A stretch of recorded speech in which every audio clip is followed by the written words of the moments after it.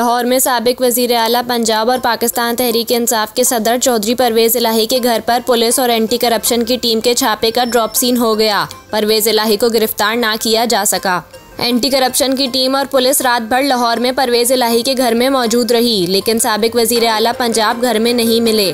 ताहम सुबह 5:30 बजे के करीब ऑपरेशन तकरीबन 8 घंटों बाद ख़त्म कर दिया गया।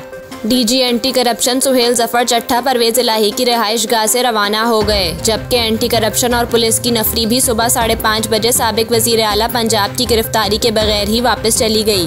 वाज़ेह रहे कि चौधरी परवेज़ इलाही के घर पर रात गए पुलिस ने धावा बोला। बख्तरबंद गाड़ी मरकजी दरवाज़ा तोड़ती हुई रिहाइश गाह में दाखिल हुई।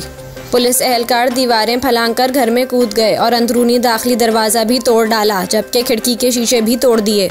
एंटी करप्शन टीम ने रात गए साबिक वज़ीर आला पंजाब की रिहाइश गाह पर यह कार्रवाई गुजरांवाला में दर्ज मुकदमे में की।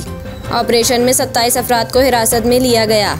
इससे कबल चौधरी परवेज़ इलाही के घर के बाहर की सड़क चौधरी ज़हूर इलाही रोड को भी पुलिस ने बंद कर दिया था, जबकि दूसरी जानिब से साबिक वज़ीर आला पंजाब के घर से पुलिस पर पथराव भी किया गया और घर से पुलिस एहलकारों पर पानी भी फेंका गया। ज़राए के मुताबिक पुलिस की बख्तरबंद गाड़ी ने परवेज़ इलाही के घर का दरवाज़ा तोड़ा और पुलिस ने घर में दाखिल होकर 27 अफराद को हिरासत में लिया, जबकि घर में सर्च ऑपरेशन तकरीबन 8 घंटों तक जारी रहा, जो अब ख़त्म हो गया। ज़राए का कहना है कि पुलिस की जानिब से चौधरी परवेज़ इलाही की रिहाइश गाह से हिरासत में लिए गए अफराद साबिक वज़ीर आला पंजाब के मुलाजमीन हैं।